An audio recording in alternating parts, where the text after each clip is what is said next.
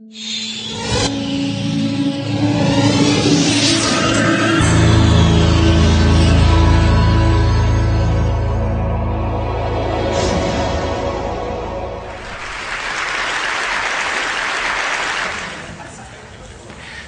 splendid music, the coming in music, the Elephant March from Aida, is the music I've chosen for my funeral. And you can see why it's triumphal. I won't feel anything, but if I could, I would feel triumphal at having lived at all, and at having lived on this splendid planet, and having been given the opportunity to understand something about why I was here in the first place before not being here. Can you understand my quaint English accent? Okay.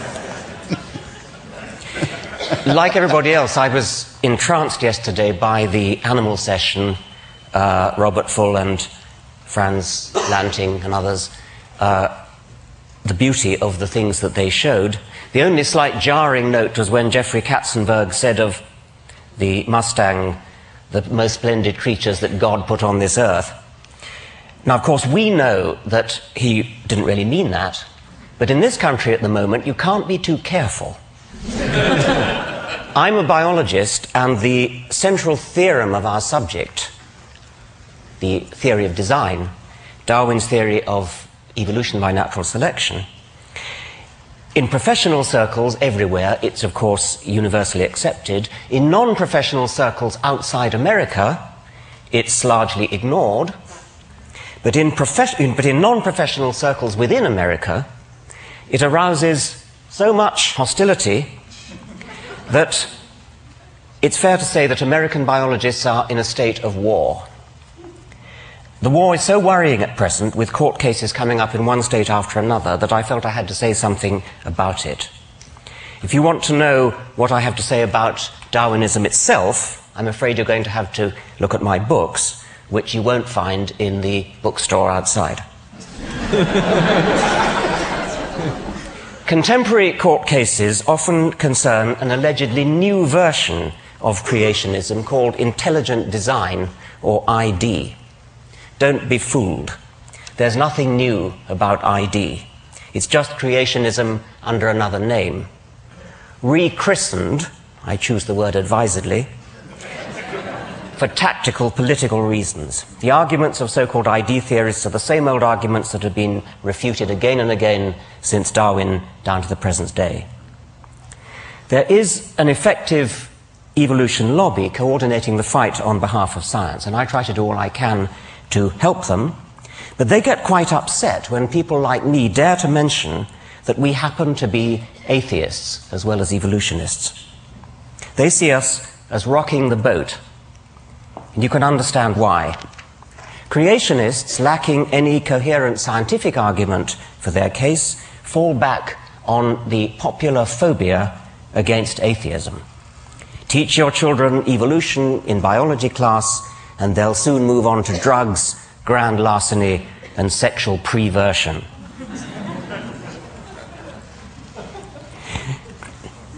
In fact, of course, educated theologians from the Pope down are firm in their support of evolution. This book, Finding Darwin's God, by Kenneth Miller, is one of the most effective attacks on intelligent design that I know, and it's all the more effective because it's written by a devout Christian. People like Kenneth Miller could be called a godsend to the evolution lobby, because they expose the lie that evolutionism is, as a matter of fact, tantamount to atheism. People like me, on the other hand, rock the boat. But here I want to say something nice about creationists. It's not a thing I often do, so listen carefully. I think they're right about one thing. I think they're right that evolution is fundamentally hostile to religion. I've already said that many individual evolutionists, like the Pope, are also religious, but I think they're deluding themselves. I believe a true understanding of Darwinism is deeply corrosive to religious faith. Now, it may sound as though I'm about to preach atheism, and I want to reassure you that that's not what I'm going to do. In an audience as sophisticated as that, as this one, that would be preaching to the choir. No, what I want to urge upon you... Instead, what I want to urge upon you is militant atheism.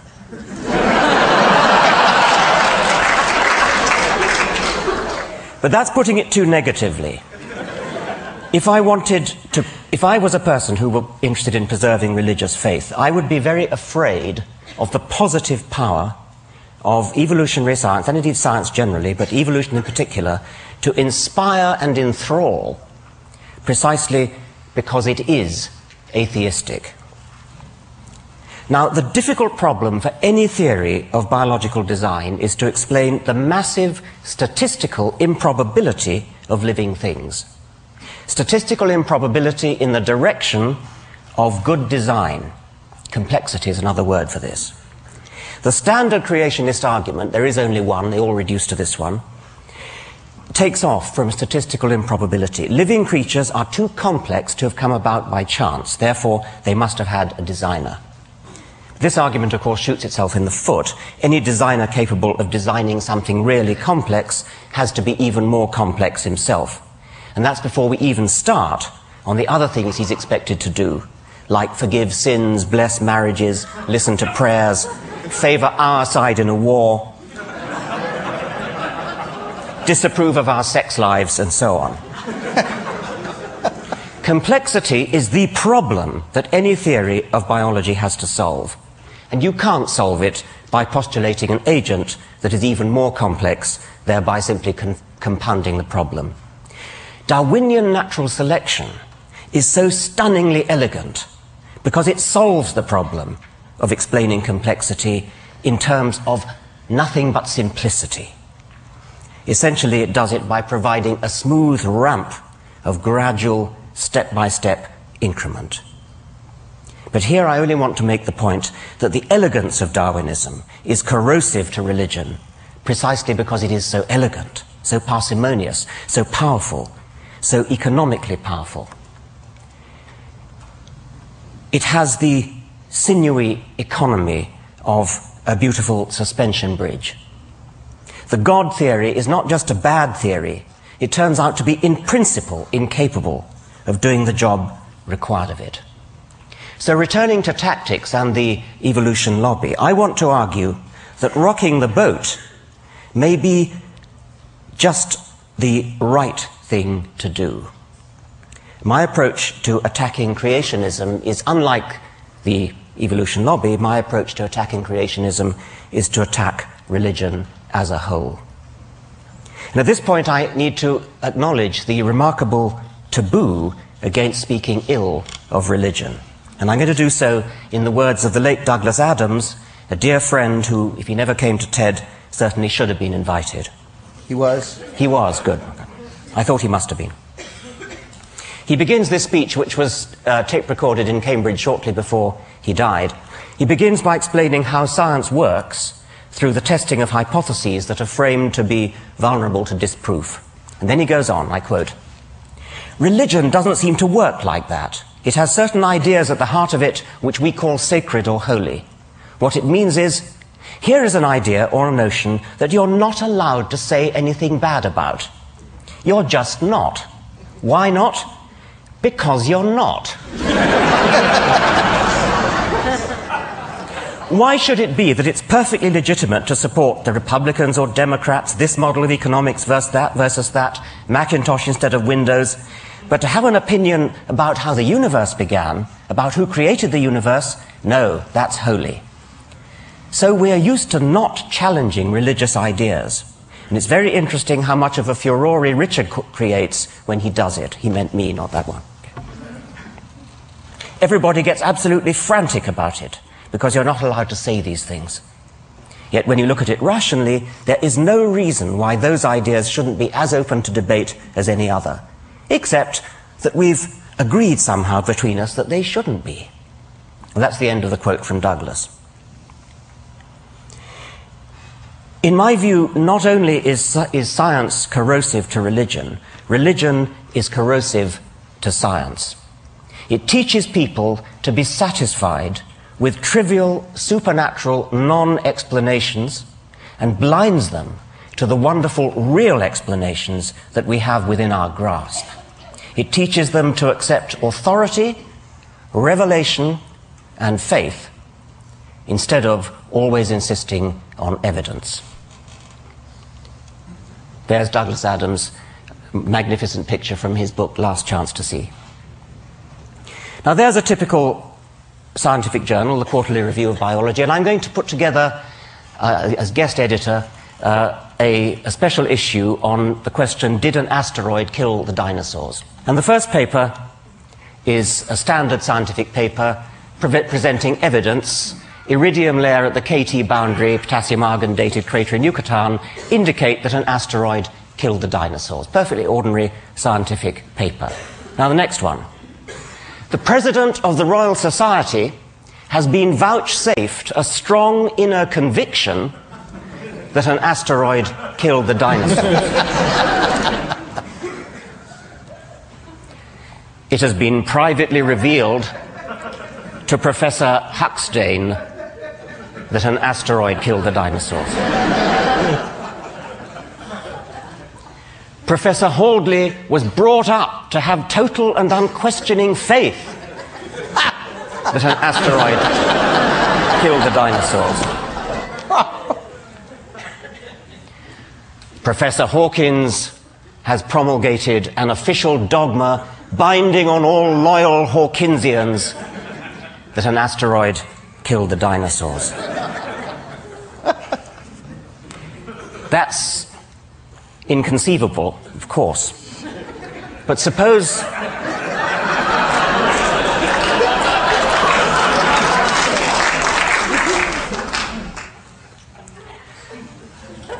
in 1987, a reporter asked George Bush Sr. whether he recognized the equal citizenship and patriotism of Americans who are atheists.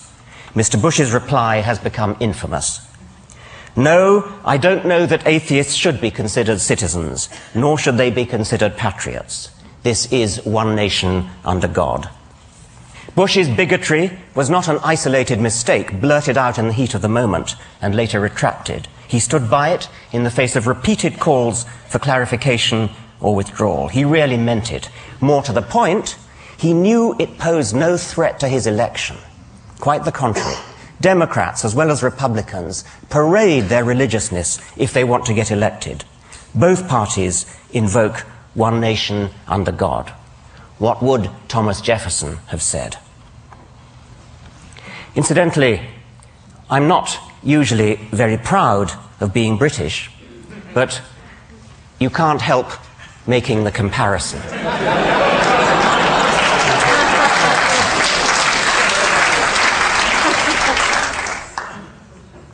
In practice, what is an atheist? An atheist is just somebody who feels about Yahweh the way any decent Christian feels about Thor or Baal or the golden calf. As has been said before, we are all atheists about most of the gods that humanity has ever believed in.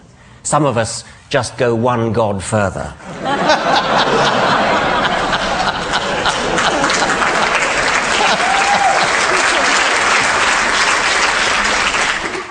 And however we define atheism, it's surely the kind of academic belief that a person is entitled to hold without being vilified as an unpatriotic, unelectable non-citizen. Nevertheless, it's an undeniable fact that to own up to being an atheist is tantamount to introducing yourself as Mr. Hitler or Miss Beelzebub.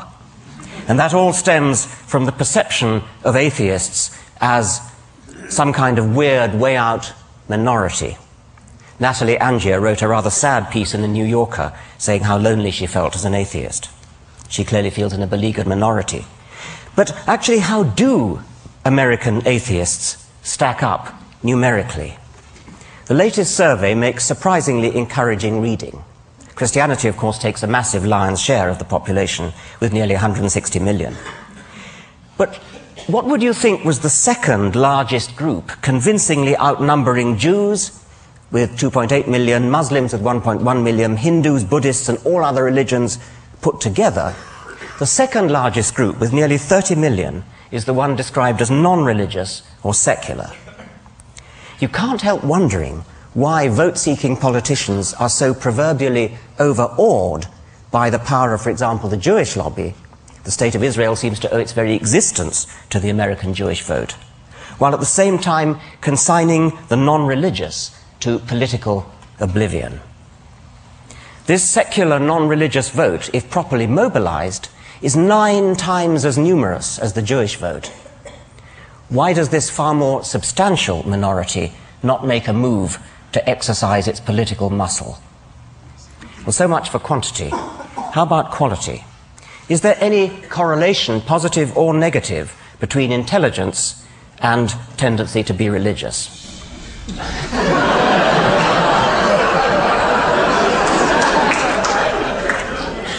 The survey that I quoted, which is the ARIS survey, didn't break down its data by socioeconomic class or education or IQ or anything else. But a recent article by Paul G. Bell in the Mensa magazine provides some straws in the wind. Mensa, as you know, is an international organization for people with very high IQ. And from a meta-analysis of the literature, Bell concludes that, I quote, of 43 studies carried out since 1927 on the relationship between religious belief and one's intelligence or educational level, all but 4 found an inverse connection. That is, the higher one's intelligence or educational level, the less one is likely to be religious. Well, I haven't seen the original 42 studies, and I can't comment on that meta-analysis, but I would like to see more studies done along those lines. And I know that there are, if I could put a little plug here, there are people in this audience easily capable of financing a massive research survey to settle the question. And I put the suggestion up for what it's worth. But let me now show you some data that have been properly published and analyzed on one special group, namely top scientists. In 1998, Larson and Whittam polled the cream of American scientists, those who've been honored by election to the National Academy of Sciences. And among this select group, belief in a personal God dropped to a shattering 7%. About 20% are agnostic, and the rest could fairly be called atheists. Similar figures obtained for belief in personal immortality. Among biological scientists, the figure's even lower. 5.5% only believe in God. Physical scientists, it's 7.5%. I've not seen corresponding figures for elite scholars in other fields, such as history or philosophy, but I'd be surprised if they were different. So we've reached a truly remarkable situation, a grotesque mismatch between the American intelligentsia and the American electorate. A philosophical opinion about the nature of the universe, which is held by the vast majority of top American scientists, and probably the majority of the intelligentsia generally, is so abhorrent to the American electorate that no candidate for popular election dare affirm it in public. If I'm right, this means that high office in the greatest country in the world is barred to the very people best qualified to hold it, the intelligentsia, unless they're prepared to lie about their beliefs. To put it bluntly, American political opportunities are heavily loaded against those who are simultaneously intelligent and honest.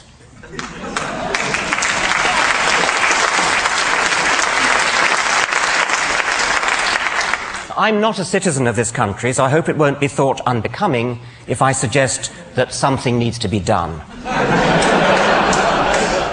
And I've already hinted what that something is. From what I've seen of TED, I think this may be the ideal place to launch it. Again, I fear it will cost money. We need a consciousness-raising, coming-out campaign for American atheists. This could be similar to the campaign organized by homosexuals a few years ago, although heaven forbid that we should stoop into public outing of people against their will. In most cases, people who out themselves will help to destroy the myth that there is something wrong with atheists. On the contrary, they'll demonstrate that atheists are often the kinds of people who could serve as decent role models for your children, the kinds of people an advertising agent could use to recommend a product, the kinds of people who are sitting in this room. There should be a snowball effect, a positive feedback, such that the more names we have, the more we get. There could be non-linearities, threshold effects. When a critical mass has been obtained, there's an abrupt acceleration in recruitment. And again, it will need money. I suspect that the word atheist itself contains or remains a stumbling block, far out of proportion to what it actually means, and a stumbling block to people who otherwise might be happy to out themselves. So what other words might be used to smooth the path, oil the wheels, sugar the pill? Darwin himself preferred agnostic, and not only out of loyalty to his friend Huxley, who coined the term. Darwin said, "I have never been an atheist in the same sense of denying the existence of a God. I think that generally an agnostic would be the most correct description of my state of mind." He even became uncharacteristically tetchy with Edward Aveling. Aveling was a militant atheist who failed to persuade Darwin to accept the dedication of his book on atheism, incidentally giving rise to a fascinating myth that Karl Marx tried to dedicate Das Kapital to Darwin, which he didn't. It was actually Edward Aveling. What happened was that Aveling's mistress was Marx's daughter, and when both Darwin and Marx were dead, Marx's papers became muddled up with Aveling's papers, and a letter from Darwin saying, "My dear sir, thank you very much, but I don't want you to dedicate your book to me," was mistakenly supposed to be addressed to Marx. And that gave rise to this whole myth, which you've probably heard, it's sort of urban myth, that Marx tried to dedicate Capital to Darwin. Anyway, it was Aveling, and when they met, Darwin challenged Aveling. "Why do you call yourselves atheists?" Agnostic, retorted Aveling, was simply atheist writ respectable, and atheist was simply agnostic writ aggressive. But Darwin complained, "But why should you be so aggressive?" Darwin thought that atheism might be well and good for the intelligentsia, but that ordinary people were not, quote, ripe for it. Which is, of course, our old friend, the don't rock the boat argument. It's not recorded whether Aveling told Darwin to come down off his high horse. But in any case, that was more than 100 years ago. You'd think we might have grown up since then.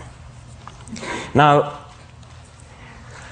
a friend, an intelligent, lapsed Jew, who incidentally observes the Sabbath for reasons of cultural solidarity, describes himself as a tooth fairy agnostic. He won't call himself an atheist because it's in principle impossible to prove a negative, but agnostic on its own might suggest that God's existence was therefore on equal terms of likelihood as his non-existence.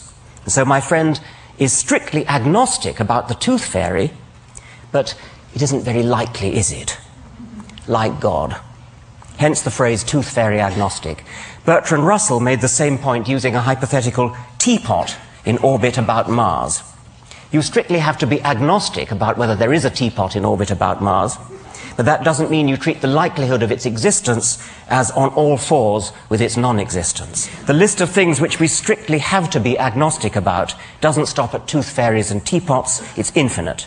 If you want to believe one particular one of them, unicorns or tooth fairies or teapots or Yahweh, the onus is on you to say why. The onus is not on the rest of us to say why not. We who are atheists are also a-fairists and a-teapotists. But we don't bother to say so. And this is why my friend uses tooth fairy agnostic as a label for what most people would call atheist. Nonetheless, if we want to attract deep down atheists to come out publicly, we're going to have to find something better to stick on our banner than tooth fairy or teapot agnostic. So how about humanist? This has the advantage of a worldwide network of well-organized associations and journals and things already in place. My problem with it is only its apparent anthropocentrism. One of the things we've learned from Darwin is that the human species is only one among millions of cousins, some close, some distant. And there are other possibilities like naturalist, but that also has problems of confusion because Darwin would have thought naturalist. Naturalist means, of course, as opposed to supernaturalist, and it is used sometimes.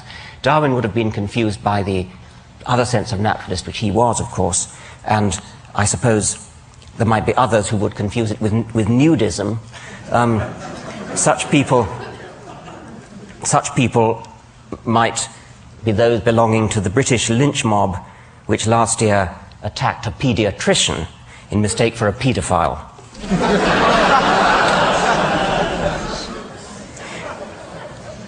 I think the best of the available alternatives for atheist is simply non-theist. It lacks the strong connotation that there's definitely no God, and it could therefore easily be embraced by teapot or tooth fairy agnostics. It's completely compatible with the God of the physicists. When atheists like Stephen Hawking and Albert Einstein use the word God, they use it, of course, as a metaphorical shorthand for that deep, mysterious part of physics which we don't yet understand. Non-theist will do for all that, yet unlike atheist, it doesn't have the same phobic, hysterical responses. But I think, actually, the alternative is to grasp the nettle of the word atheism itself, precisely because it is a taboo word, carrying frissons of hysterical phobia. Critical mass may be harder to achieve with the word atheist than with the word non-theist, or some other non-confrontational word. But if we did achieve it with that dread word, atheist itself, the political impact would be even greater. Now, I said that if I were religious, I'd be very afraid of evolution. I go further. I would fear science in general, if properly understood. And this is because the scientific worldview is so much more exciting, more poetic, more filled with sheer wonder than anything in the poverty-stricken arsenals of the religious imagination. As Carl Sagan, another recently dead hero, put it, how is it that hardly any major religion has looked at science and concluded, this is better than we thought? The universe is much bigger than our prophets said, grander, more subtle, more elegant.